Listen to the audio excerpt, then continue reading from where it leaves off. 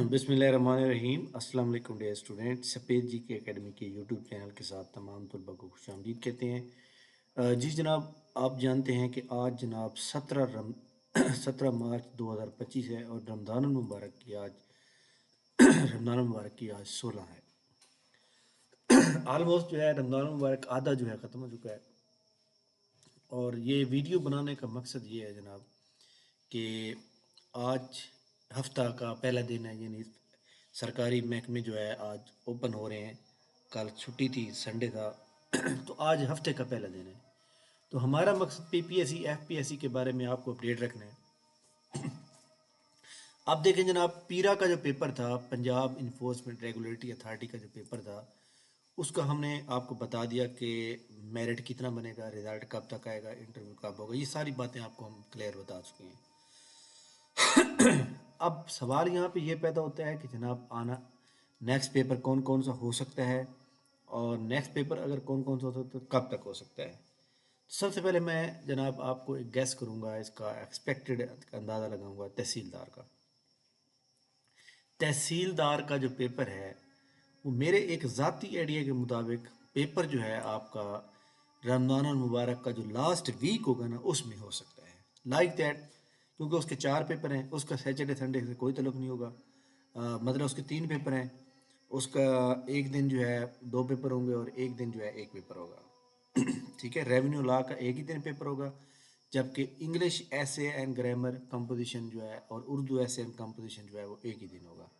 तो last week अगर हम देखें तो हमारे सामने जनाब लास्ट वीक बनता है ये, मतलब है कि नेक्स्ट वीक जो होगा हमारे सामने, यानी कि 23 मार्च को तो आपको पता है संडे है, 23 मार्च को संडे है, उसके बाद ये वाला लास्ट वीक बच जाएगा। तो इसमें जनाब वाला 25 26 27 28 ये है, मतलब है कि 25 26 को भी हो सकता है, 26 27 को भी हो सकता है।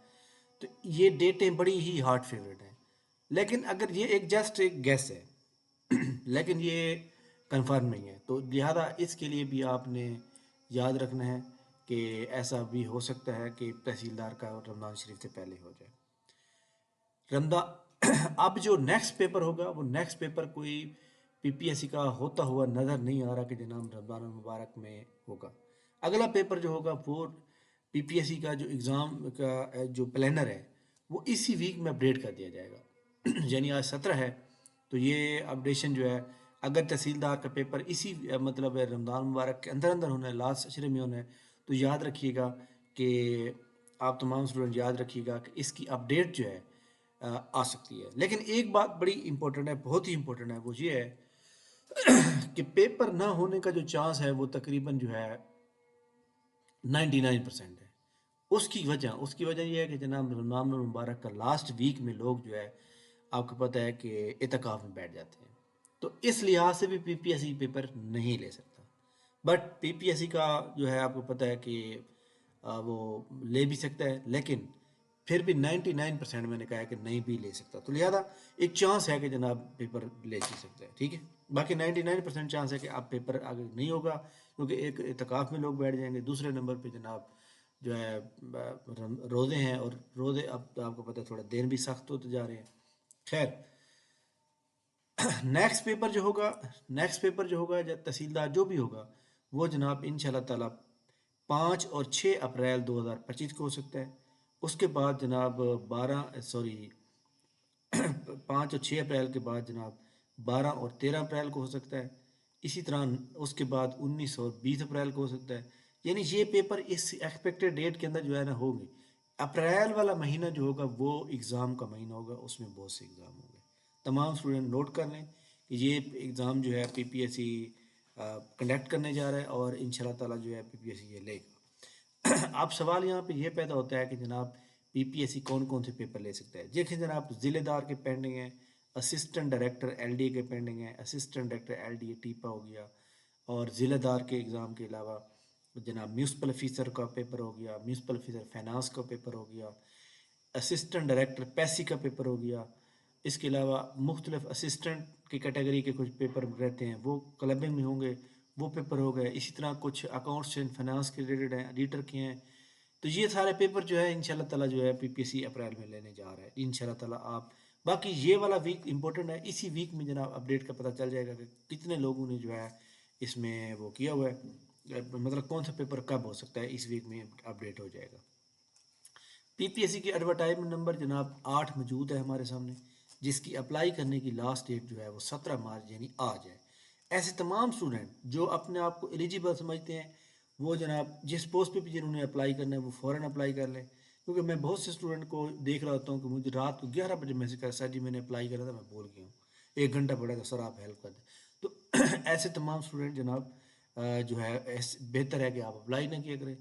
तो अगर अप्लाई करना है तो टाइम से अप्लाई कर दिया करें। तो इसमें जनाब तमाम स्टूडेंट जो अपने आप को एलिजिबल समझते हैं वो फ़ौरन जो है अप्लाई कर लें, ताकि आपको किसी किस्म का कोई प्रॉब्लम ना हो। इसी तरह एडवर्टाइजमेंट नंबर जनाब 9, इसकी जनाब अप्लाई करने की जो लास्ट डेट है वो 24 मार्च है।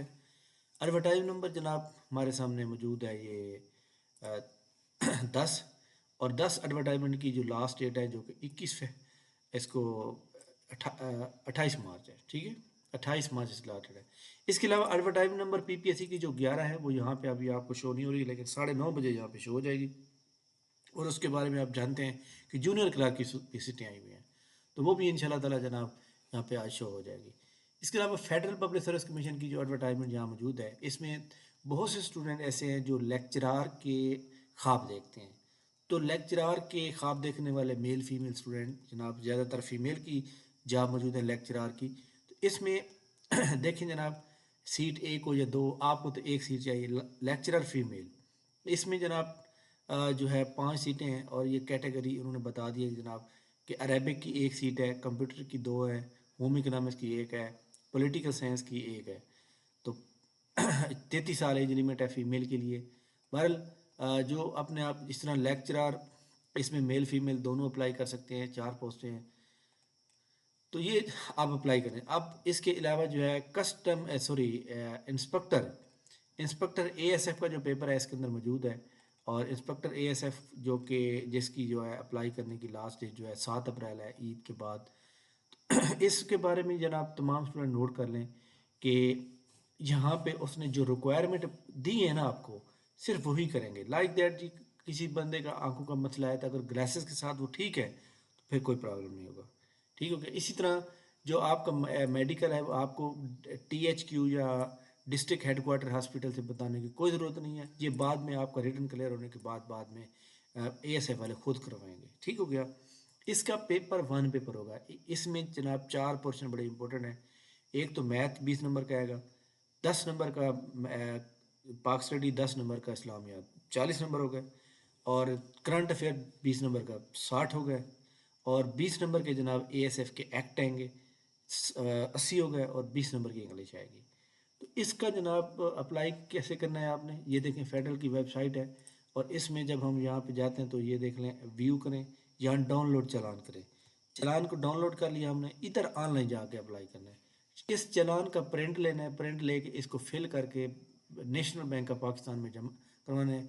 और एडवर्टाइजमेंट नंबर बेसिक स्केल 17 तक 300 रुपये फ़ीस होती है।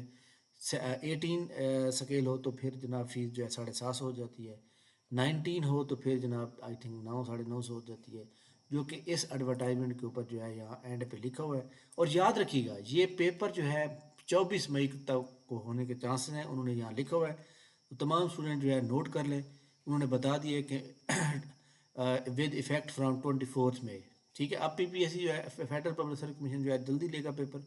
और जिस बंदे के पास चालान नहीं होगा ये वाला, उसका पेपर चेक ही नहीं होता, वो कैंसिल समझे।